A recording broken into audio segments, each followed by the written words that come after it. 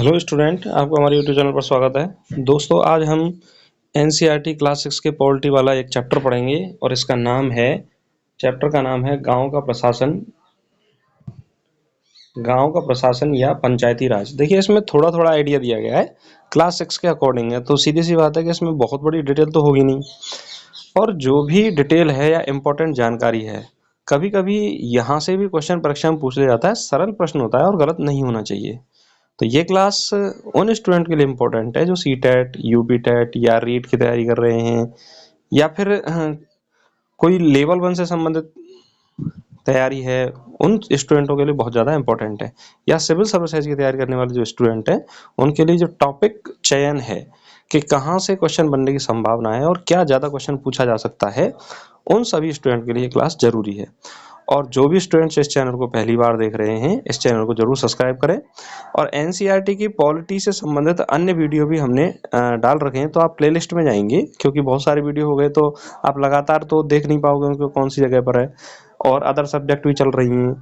तो प्लेलिस्ट में जाकर आप एनसीईआरटी पॉलिटी का जब आप अध्ययन करेंगे तो वहाँ पर आपको अन्य क्लासेज भी मिलेंगी और हिस्ट्री से संबंधित अन्य क्लासेज भी मिलेंगी, तो उनको आप अध्ययन जरूर करें। निश्चित रूप से आपकी तैयारी में वो लाभदायक रहेगा। चलिए हम बात करते हैं। आज का जो टॉपिक है वह है गांव का प्रशासन या पंचायती राज। देखिए, भारत में गांवों की संख्या है 6 लाख से अधिक। गांव की संख्या है, एक नॉर्मल सा आंकड़ा है कि 6 लाख से अधिक भारत में गांव पाए जाते हैं। गांव के मुखिया को सामान्यतः सरपंच कहा जाता है। और देखिए, गांव के आसपास जो प्रशासनिक दृष्टि से पुलिस नियंत्रण जो होता है वो पुलिस थाने के द्वारा होता है। और पुलिस थाना, प्रत्येक पुलिस थाने का एक कार्य क्षेत्र होता है जिसमें गांव आते हैं, जहां पर हम चोरी, दुर्घटना, मारपीट, झगड़े की रिपोर्ट लिखा सकते हैं और थानाधिकारी उस रिपोर्ट पर क्या करता है, कार्य करता है। तो जनता को सुरक्षा देने का कार्य है पुलिस का। और इस तरह की कोई अमानवीय घटना ना हो तो इसके लिए अलग अलग जगह पर प्रशासनिक दृष्टि से पुलिस थाने बनाए जाते हैं, और वे जो गांव हैं वहां पर वो उन पुलिस थानों के अंतर्गत कार्य करते हैं। अब देखिए, गांव में जमीन से लेखा जोखा रखने वाला जो विभाग होता है, उस विभाग को हम राजस्व विभाग कहते हैं, जिसके अंतर्गत एक सबसे छोटा जो अधिकारी होता है या कर्मचारी होता है वह होता है पटवारी। पटवारी का कार्य होता है जमीन को नापना और उसका रिकॉर्ड रखना। और पटवारी ही किसानों से भूमि का कर भी इकट्ठा करता है। तो ये भी क्वेश्चन आपसे पूछा जा सकता है कि राजस्व विभाग के अंतर्गत ऐसा कौन सा कर्मचारी है या पदाधिकारी है जो भूमि का राजस्व इकट्ठा करता है किसानों से, वह कौन सा है, पटवारी है। और पटवारी को देखिए अलग अलग राज्यों में अन्य नाम से भी जाना जाता है, जैसे यूपी में लेखपाल नाम से जाना जाता है, अन्य राज्यों में ग्रामीण विकास अधिकारी के नाम से जाना जाता है, या किसी राज्य में कानून को नाम से इसको जाना जाता है। पटवारी भूमि की नाप के लिए एक लंबी लोहे की जंजीर का उपयोग करता है और इस लोहे की जंजीर को जरीब कहते हैं। तो ये डायरेक्ट क्वेश्चन आपसे पेपर में पूछा जा सकता है कि जरीब क्या है। जरीब है खेत नापने के लिए या भूमि नापने के लिए लंबी लोहे की जो जंजीर है, उस जंजीर को क्या कहा जाता है, जरीब कहा जाता है। आगे हम बात करें खसरा क्या होता है। देखिए, जमीन का लेखा जोखा और नक्शे के अनुसार जो माप होती है उसे हम क्या बोलते हैं, खसरा कहते हैं। और किसानों को अपने खेत के प्रमाण के लिए खेत के नक्शे और रिकॉर्ड की जरूरत होती है, खसरे की जरूरत होती है।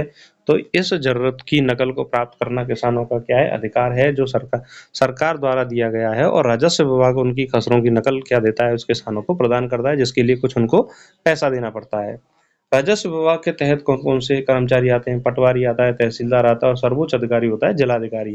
तहसीलदार के कार्यालय में जो तहसील होती है वहां पर जमीन से जुड़े सभी विवाद और मामले सुने जाते हैं। तो तहसीलदार जो है वो जमीन से जुड़े विवादों का क्या करवाता है, निपटारा करवाता है। तो पटवारी, तहसीलदार और जिलाधिकारी राजस्व विभाग के अंतर्गत काम करते हैं। जिलाधिकारी सर्वोच्च अधिकारी होता है और पटवारी जो होता है वो प्रारंभिक अधिकारी होता है या प्रारंभिक कर्मचारी होता है। देखिए, पहले जो बंटवारा होता था, पिता का जो जमीन है वह पुत्रों के नाम आती थी। लेकिन भारत सरकार ने, संसद ने एक अधिनियम बनाया, हिंदू अधिनियम धारा 2005 में एक अधिनियम बनाया। और इस अधिनियम के तहत, इस कानून के तहत हिंदू परिवारों में बेटों, बेटियों और उनकी माँ को जमीन में बराबर का हिस्सा मिलता है। पहले क्या था, बेटियों को नहीं मिलता था, महिलाओं को नहीं मिलता था। कुल मिला के बात हम ये कह सकते हैं, पुरुष यानी पुरुष मुखिया है तो उसके पुत्रों को जमीन का अधिकार प्राप्त होता था। लेकिन अब हिंदू अधिनियम धारा 2005 के अंतर्गत हिंदू परिवारों में बेटों, बेटियों और उनकी माँ को भी जमीन में बराबर हिस्सा मिलता है। और यह कानून, केंद्र सरकार ने कहा, यह कानून सभी राज्यों और केंद्र शासित प्रदेशों में क्या होगा, लागू होगा। इस कानून का यह फायदा रहेगा कि महिलाएं भी जमीन में बराबर हिस्सेदारी रखेंगी और उनकी जो सामाजिक जो वैल्यू है, सामाजिकता की जो प्रतिष्ठा है, उसमें क्या होगी, वृद्धि होगी, क्योंकि समाज में महिलाओं का स्थान भी उसी तरह से सर्वोच्च होना चाहिए जिस तरह से पुरुषों का स्थान सर्वोच्च होता है। तो इस बात को ध्यान में रखते हुए यह कानून हमारी भारतीय संसद द्वारा क्या किया गया, पारित किया गया। तो इसी के साथ देखिए, इसमें बहुत छोटी सी जानकारी है, इतना बड़ा चैप्टर नहीं है, लेकिन जो भी जानकारी है परीक्षा की दृष्टि से बहुत इंपॉर्टेंट है। ये इंपॉर्टेंट है, सिविल सर्विसेज यदि टॉपिक की बात करें तो हिंदू अधिनियम धारा जो 2005 है, ये बहुत ज़्यादा इंपॉर्टेंट है।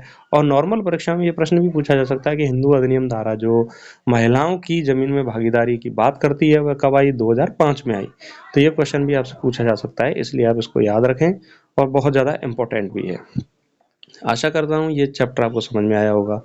और जो भी स्टूडेंट सीटेट की तैयारी कर रहे हैं या सिविल सर्विसेज की तैयारी कर रहे हैं, इस चैनल को ज़रूर सब्सक्राइब करें।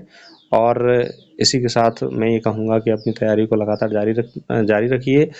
जब भी आप कोई कोर्स यदि हमारे चैनल पर सर्च करते हो तो प्लेलिस्ट में जाकर आप उसको सर्च करें, क्योंकि बहुत सारे वीडियो जो हैं और अन्य क्लासेस भी हैं वो आपको देखने को मिलेंगी। तो हो सकता है वो आपसे रिलेटेड ना हो, जो आपसे रिलेटेड क्लासेज हैं उनको ज़रूर देखिए, और अन्य क्लासेस भी बहुत ज़्यादा इंपॉर्टेंट हैं, उनको ज़रूर देखें। नमस्कार, धन्यवाद।